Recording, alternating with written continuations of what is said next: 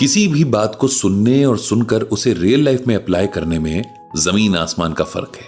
गीता ज्ञान तो वैसे भी हमें हमारी खुश फहमियों का एहसास करवाता है, हमारे भ्रम तोड़ता है। आज ब्रजभूषण जी और पंडित जी ब्लॉग लिखते हुए यही सोच रहे थे कि हम इंसान भी कितने अजीब हैं कि जो हमें सही रास्ता दिखाए उससे दूर होने लगते हैं, उसे मुश्किल बताकर उससे कतराने लगते हैं। अगर इस एक चीज को इंसान ठीक कर ले तो बहुत कुछ अपने आप सही रास्ते पर आ सकता है। पंडित जी को आज एक इनविटेशन मिला है। ये इनविटेशन उन्हें एक रिहैबिलिटेशन सेंटर से मिला है, जहां उन्हें टीनेजर्स को गीता ज्ञान का सेशन देना है। ये टीनेजर्स वो हैं जिन्हें ड्रग एडिक्शन है और जो इस एडिक्शन से बाहर निकलना चाहते हैं। इस इनविटेशन को देखकर पंडित जी को बिल्कुल भी खुशी नहीं हुई, क्योंकि वे कभी भी नहीं चाहते थे कि कोई भी इस तरह नशे के आगे मजबूर हो और अपनी जिंदगी का कीमती वक्त इस सब से बाहर आने में ही निकाल दे। वे तो चाहते हैं कि कोई भी किसी बुरी आदत में पड़े ही ना, लेकिन किसी के चाहने भर से क्या हो सकता है, ये तो सोसाइटी के कलेक्टिव एफर्ट्स पर डिपेंड करता है। खैर, किसी ने इतनी इज्जत देकर बुलाया है और ये मामला भी उस यूथ से जोड़ा है जिसके हाथों में सोसाइटी का फ्यूचर है, तो उसे गाइड करना, उसकी लाइफ को थोड़ा और बेहतर बनाने में कंट्रीब्यूशन करना तो बहुत बड़ी ड्यूटी है। जिस दिन पंडित जी रिहैबिलिटेशन सेंटर गए, उस दिन उन्हें घर से पिक करने के लिए सौरभ नाम का लड़का आया। वो सेंटर में ही पार्ट टाइम जॉब करता था। पंडित जी को उसका नेचर बहुत अच्छा लगा। उन्होंने पूछा कि वो सेंटर में कब से काम कर रहा है, तो सौरभ ने बताया कि उसे सेंटर से जुड़े हुए 5 साल हो चुके हैं और अब तो ये सेंटर उसका सेकंड होम बन चुका है। सेंटर से जुड़ना कैसे हुआ, इस बारे में सौरभ ने बताया कि 5 साल पहले उसने अपनी कुछ गलतियों की वजह से अपने हाथों अपना जीवन नर्क बना दिया था। तब सेंटर के काउंसलर रविंद्र सर किसी फरिश्ते की तरह मेरी जिंदगी में आए और उनकी बदौलत आज मैं एक इज्जतदार जिंदगी जी रहा हूं। क्या हुआ था आपके साथ, पंडित जी ने सौरभ से पूछा। मैं नशे का ऐसा आदी बन चुका था कि मेरा वापस नॉर्मल लाइफ में लौट पाना लगभग इम्पॉसिबल था। ओह, ये सब हुआ कैसे, पंडित जी ने पूछा। सौरभ ने बताना शुरू किया। मैं एक ऐसी फैमिली से हूं जहां पैसा और आराम भरपूर है, लेकिन इंसान को सही मायने में जीने के लिए जिस प्यार और खुशी की जरूरत होती है वो नहीं है, सौरभ ने कहा। मेरे फादर एक बहुत बड़े आर्किटेक्ट हैं और मेरी मां अपना एक बुटीक चलाती हैं। मेरा एक छोटा भाई भी है।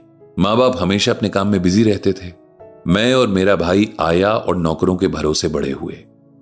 हम दोनों हमेशा अपने पेरेंट्स का इंतजार ही करते रहते, क्योंकि जब मॉम घर पे होती तब डैड नहीं होते थे और जब डैड होते तब मॉम नहीं होती थी।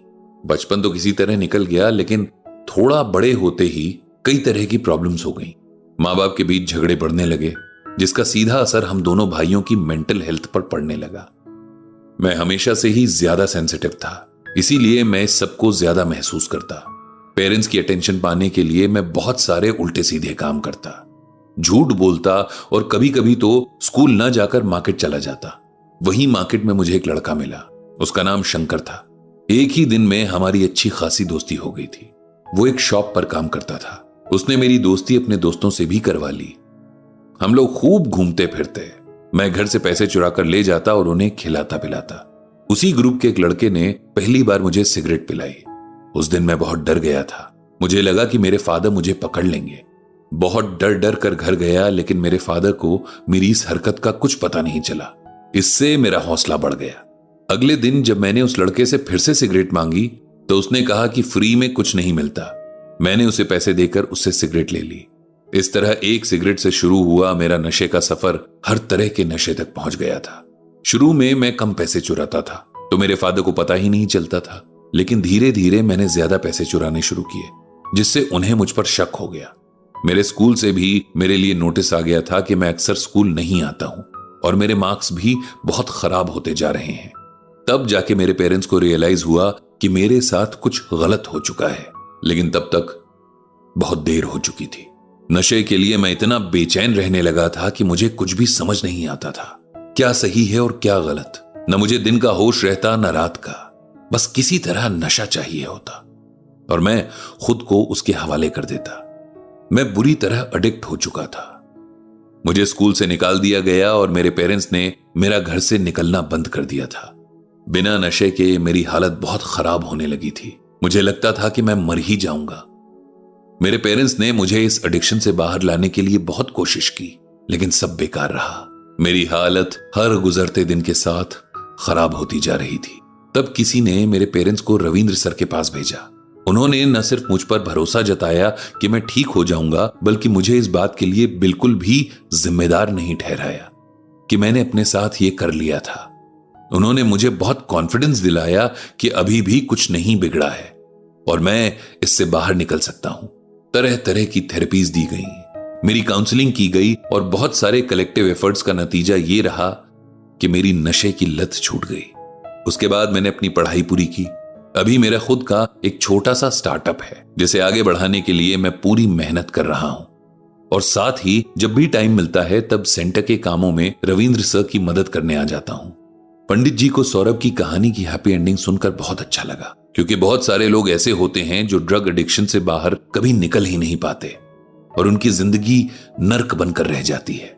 उन्होंने बड़े प्यार से कहा, सौरभ, मुझे खुशी है कि आप एक गलत आदत से बाहर निकल पाए और अब बाकी लोगों को भी इससे बाहर निकालने में हेल्प कर रहे हैं। गीता में भगवान श्री कृष्ण ने कहा है कि ये ही संस्पर्शजा भोगा दुख योनय एवते आद्यंतवंतः कौन्तेय न तेषु रमते बुधः।